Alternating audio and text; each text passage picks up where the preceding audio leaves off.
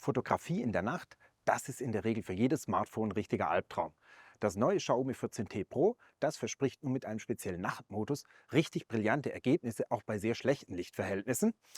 Wir haben das zum Anlass genommen, das Smartphone in der Stadt auszuprobieren, die niemals schläft, nämlich in Berlin. Auf geht's in den Praxistest.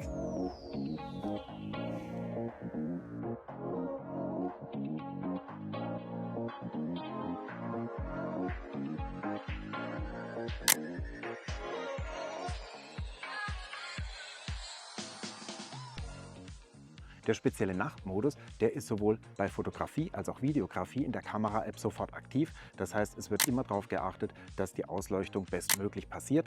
Aber natürlich kann ich, wenn ich in den Pro-Modus wechsle, noch individuell Belichtungszeiten und ISO-Wert einstellen, um ein wirklich individuelles Ergebnis zu erhalten.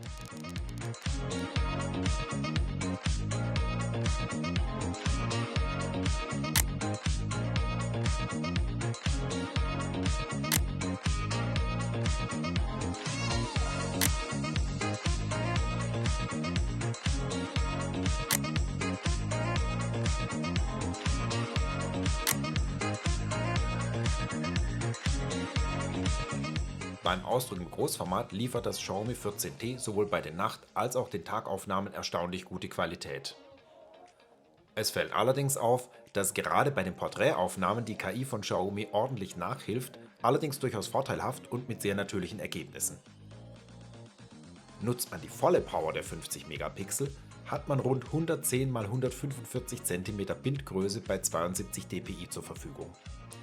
Verwendet man die Ultraweitwinkellinse, ist allerdings bei 12 Megapixel Schluss. So, die Nachtfotografie, die haben wir erfolgreich absolviert. Und jetzt schaue ich mir an, was das Xiaomi 14T Pro am Tag kann. Los geht's!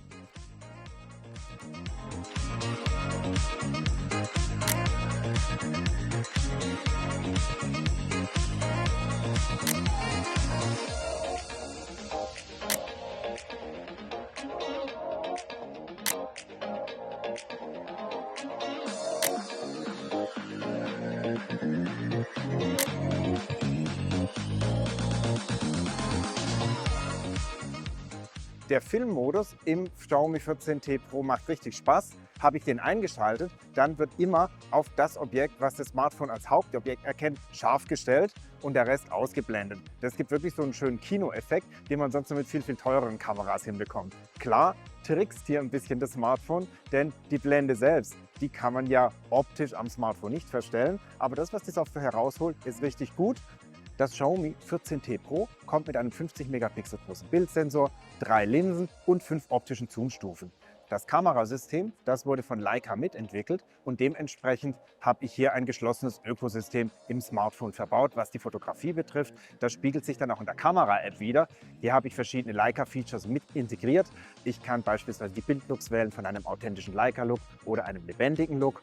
Und das kann ich nicht nur im normalen Fotomodus wählen, sondern auch bei Porträts beispielsweise. Ein nettes Zusatzfeature ist die Möglichkeit, ein Leica-Wasserzeichen einzublenden. Dann habe ich am unteren Bildrand einen weißen Streifen mit Leica-Logo und sämtlichen Angaben, wo ich das Bild gemacht habe und mit welchen Einstellungen. Die Kamera-App selbst, die ist einfach zu bedienen, sehr schön aufgebaut. Ich habe die Möglichkeit natürlich aus den vorhandenen Presets zu wählen, wie beispielsweise Porträt, Standard, Panorama. Aber ich habe auch die Möglichkeit, im Pro-Modus dann fast wie bei einer Systemkamera viele Parameter einzustellen. Atemlos durch die Nacht in Berlin und natürlich auch am Tag und natürlich immer mit vollem Akku.